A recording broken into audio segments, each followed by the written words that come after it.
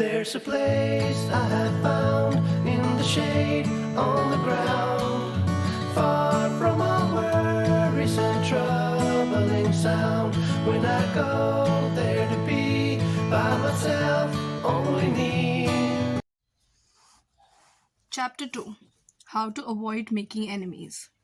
When Theodore Roosevelt was in the White House, he confessed that if he could be right 75% of the time, he would reach the highest measure of his expectation. If that was the highest rating that one of the most distinguished men of the 20th century could hope to obtain, what about you and me? If you can be sure of being right only 55% of the time, you can go down to Wall Street and make $1 million a day. If you can't be sure of being right even 55% of the time, why should you tell other people they are wrong? You can tell people they are wrong by a look or an intonation or a gesture such as eloquently as you can in words, and if you tell them they're wrong, do you make them want to agree with you? Never. For you have struck a direct blow at their intelligence, judgment, pride, and self respect. That will make them want to strike back, but it will never make them want to change their minds. You may then hurl at them all the logic of a Plato or an Immanuel Kant, but you will not alter their opinions, for you have hurt their feelings. Never begin by announcing, I am going to prove so and so to you. That's bad. That's tantamount to saying, I'm smarter than you are. I'm going to tell you a thing or two and make you change your mind. That is a challenge. It arouses opposition and makes the listener want to battle with you before you even start. It is difficult under even the most benign conditions to change people's minds. So why make it harder? Why handicap yourself? If you are going to prove anything, don't let anybody know it. Do it so subtly, so adroitly, that no one will feel that you are doing it. This was expressed succulently by Alexander Pope.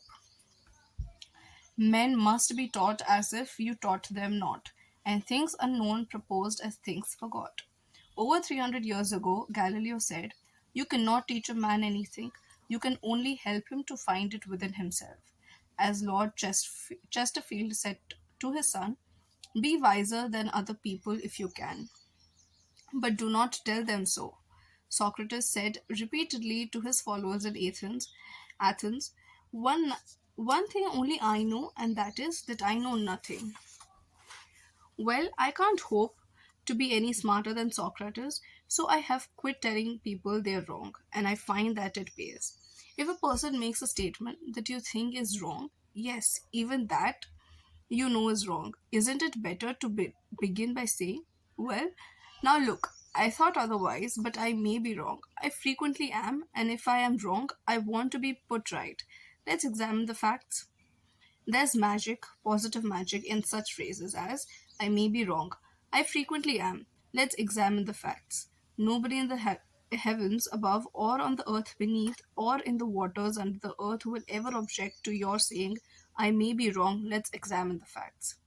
One of our class members who used this approach in dealing with customers was Harold Renick, a Dodge dealer in Billings, Montana. He reported that because of the pressures of the automobile business, he was often hard boiled and callous when dealing with customers' complaints. This caused flared tempers, loss of business, and general unpleasantness. He told his class, recognizing that this was getting me nowhere fast, I tried a new track. I would say something like this: Our dealership has made so many mistakes that I am frequently ashamed. We may have erred in your case. Tell me about it. This approach becomes quite disarming, and by the time the customer releases his feelings, he is usually much more reasonable when it comes to settling the matters. In fact, several customers have thanked me for having such an understanding attitude, and two of them have even brought in friends to buy new cars. In this highly competitive market, we need more of this type of customer. And I believe that showing respect for all customers' opinions and treating them diplomatically and courteously will help beat the competition. You will never get into trouble by admitting that you may be wrong. That will stop all argument and inspire your opponent to be just as fair and open and broad minded as you are. It will make him want to admit that he too may be wrong. If you know positively that a person is wrong and you bluntly tell him or her so, what happens? Let me illustrate. Mr. S, a young New York attorney, once argued a rather important case before the United States Supreme Court. The case involved a considerable sum of money and an important question of law. During the argument, one of the Supreme Court justices said to him, "The statute of limitations in Admiralty's law is 6 years, is it not?"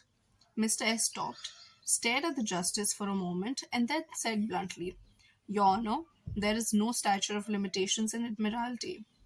A hush fell on the court, said Mr. S, as he realized his experience to one of the author's classes, and the temperature in the room seemed to drop to zero.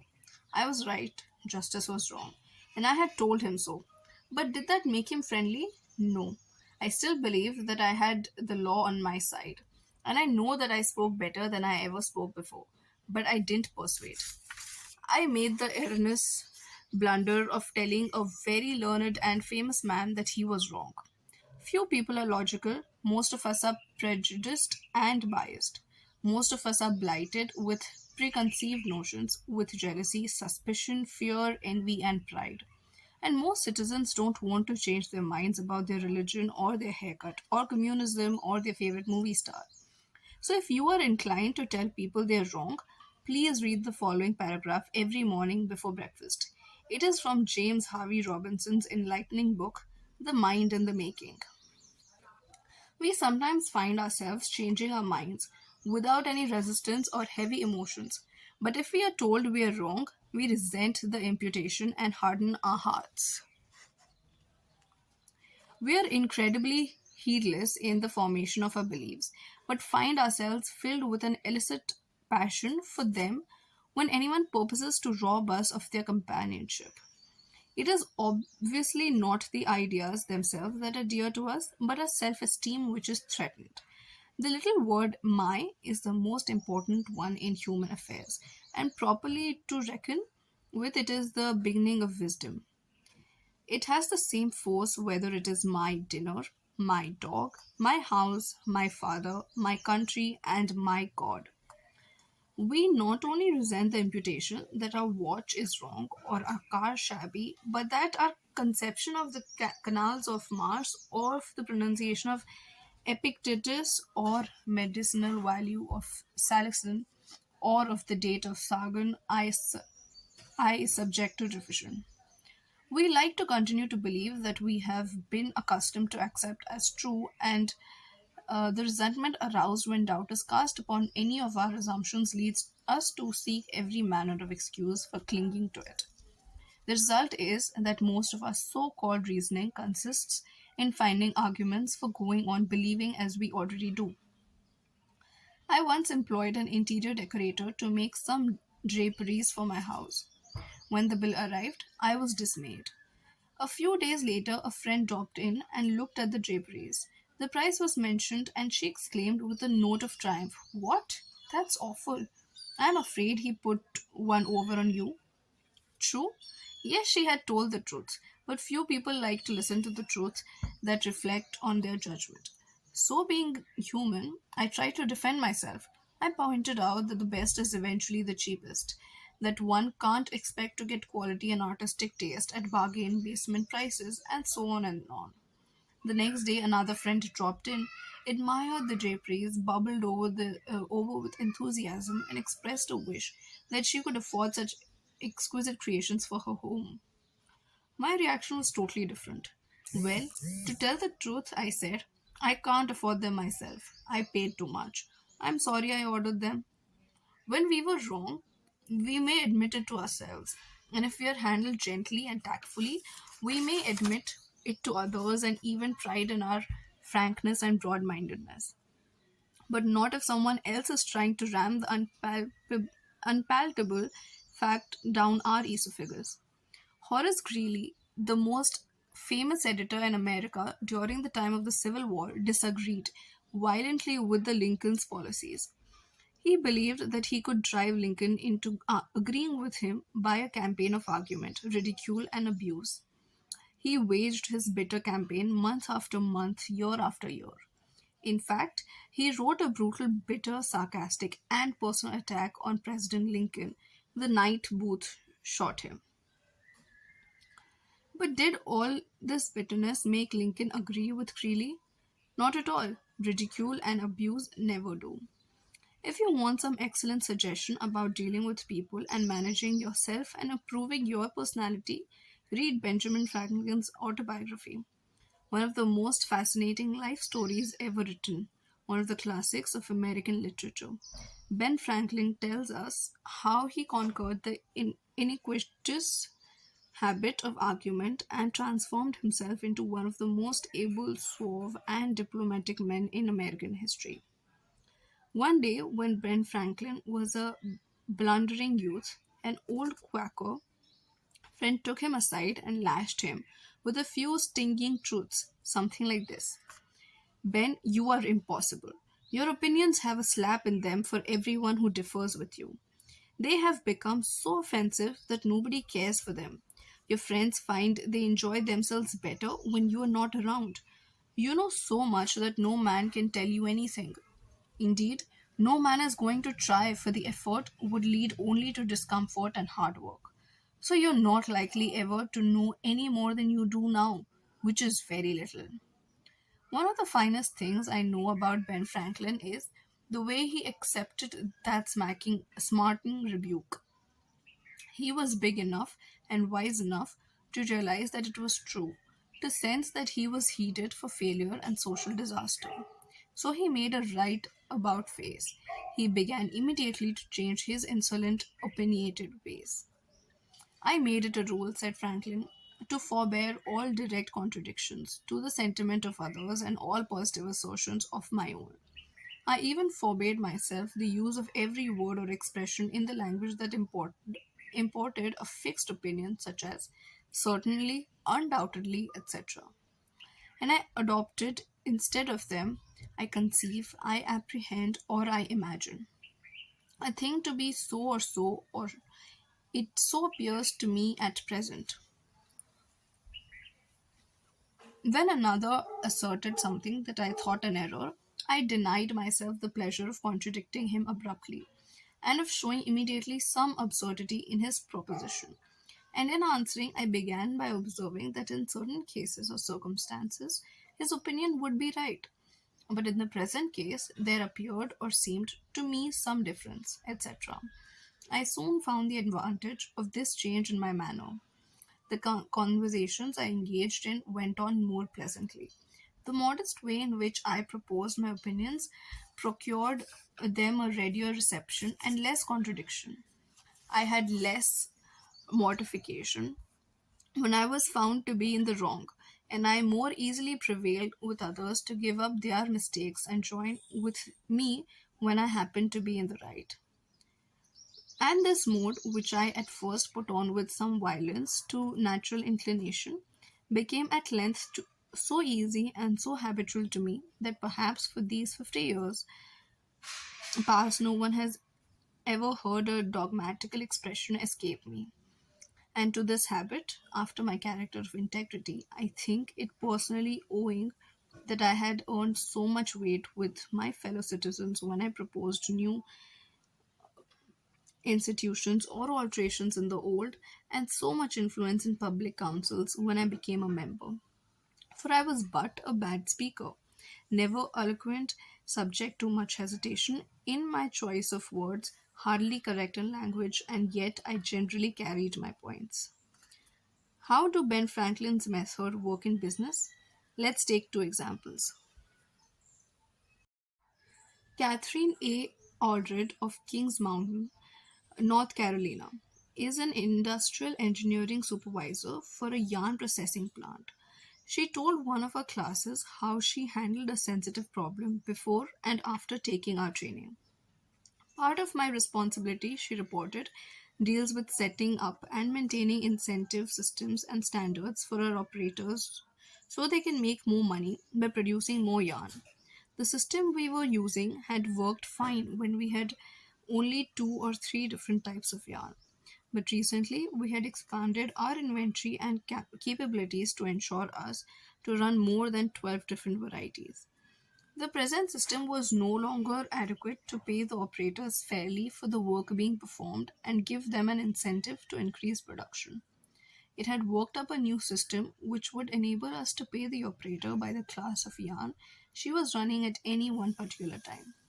With my new system in hand, I entered the meeting determined to prove to the management that my system was the right approach. I told them in detail how they were wrong and showed where they were being unfair and how I had all the answers they needed. To say the least, I failed miserably. I had become so busy defending my position on the new system that I had left them no opening to graciously admit their problems on the old one. The issue was dead. After several sessions of this course, I realized all too well where I had made my mistakes. I called another meeting and this time I asked where they felt their problems were. We discussed each point and I asked them their opinions on which was the best way to proceed. With a few low key suggestions, at proper intervals, I let them develop my system themselves.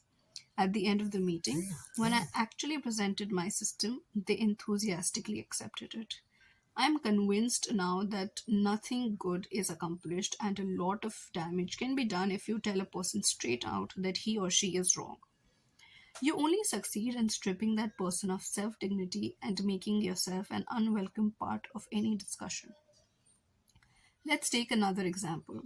And remember, these cases I am citing are typical of the experiences of thousands of other people. R.V. Crowley was a salesman for a lumber company in New York. Crowley admitted that he had been telling hard boiled lumber inspectors for years that they were wrong, and he had won the arguments too. But it hadn't done any good. For these lumber inspectors said, Mr. Crowley, are like baseball umpires. Once they make a decision, they never change it. Mr. Crowley saw that his firm was losing thousands of dollars through the arguments he won. So while taking my course, he resolved to change tactics and abandon the arguments. With what results? He is the story as he told it to the fellow members of his class. One morning, the phone rang in my office. A hot and bothered person at the other end proceeded to inform me that a car of lumber we had shipped into his plant was entirely unsatisfactory. His firm had stopped unloading and requested that we make immediate arrangements to remove the stock from their yard. After about one fourth of the car had been unloaded, their lumber inspector reported that the lumber was running 55% below grade. Under the circumstances, they refused to accept it. I immediately started for his plant and on the way turned over in my mind the best way to handle the situation. Ordinarily, under such circumstances, I should have quoted grading rules and tried, as a result of my own experience and knowledge as a lumber inspector, to convince the other inspector that the lumber was actually up to grade and that he was misinterpreting the rules in his inspection. However, I thought I would apply the principles learned in this training. When I arrived at the plant, I found the purchasing agent and the lumber inspector in a wicked humor, both set for an argument and fight.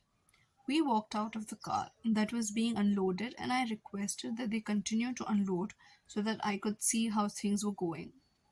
I asked the inspector to go right ahead and lay out the rejects, as he had been doing, and to put the good pieces in another pile. After watching him for a while, it began to dawn on me that his inspection actually was much too strict and that he was misinterpreting the rules. This particular lumber was white pine, and I knew the inspector was thoroughly schooled in hardwoods, but not a competent, experienced inspector on white pine. White pine happened to be my own strong suit, but did I offer my objection to the way he was grading the lumber? None whatever. I kept on watching and gradually began to ask questions as to why certain pieces were not satisfactory. I didn't for one instant get that the inspector was wrong. I emphasized that my only reason for asking was in order that we could give his firm exactly what they wanted in future shipments. By asking questions in a very friendly, cooperative spirit and insisting continuously that they were right in laying out boards not satisfactory to their purpose. I got him warmed up, and the strained relations between us began to thaw and melt away. An occasional carefully put remark on my part gave birth to the idea in his mind that possibly some of these rejected pieces were actually within the grade that they had bought, and that their requirements demanded a more expensive grade. I was very careful, however, not to let him think I was making an issue of this point. Gradually, his whole attitude changed. He finally admitted to me that he was not experienced on white pine and began to ask me questions about each piece as it came out of the car. I would explain why such a piece came within the grade specified, but kept on insisting that we did not want him to take it if it was unsuitable for their purpose. He finally got to the point where he felt guilty every time he put a piece in the rejected pile. And at last, he saw that the mistake was on their part for not having specified as good a grade as they needed. The ultimate outcome was that he went through the entire carload again after I left, accepted the whole lot, and we received a check in full. In that one instance alone, a little tact and the determination to refrain from telling the other man he was wrong saved my company a substantial amount of cash, and it would be hard to place a money value on the goodwill that was saved. Martin Luther King was asked how, as a pacifist, he could be an admirer of Air Force General Daniel J.P. James. Then, the nation's highest ranking black officer, Dr. King replied, I judge people by their own principles, not by my own. In a similar way, General Robert E. Lee once spoke to the president of the Confederacy, Jefferson Davis, in his most glowing terms about a certain officer under his command. Another officer in attendance was astonished. General, he said, do you not know that the man of whom you speak so highly is one of our bitterest enemies, who misses no opportunity to malign you? Yes, replied General Lee, but the president asked me opinion of him, and he did not ask for his opinion of me. By the way, I am not revealing anything new in this chapter. 2000 years ago, Jesus said, agree with thine adversary quickly. And 2200 years after Christ was born, King Akhtoi of Egypt gave his son some shrewd advice that is sorely needed today. Be diplomatic. Counsel the king. It will help you gain your point. In other words, don't argue with your customer or your spouse or your adversary. Don't tell them they are wrong. Don't get them stirred up. Use a little diplomacy. So, rule number 2, never tell the other person you are wrong. Take no thought of who is right or wrong or who is better than. Be not for or against. Any fool can criticize, condemn, and complain, and most fools do. So, this was chapter 2. Let's go ahead and read chapter 3 tomorrow. Bye bye.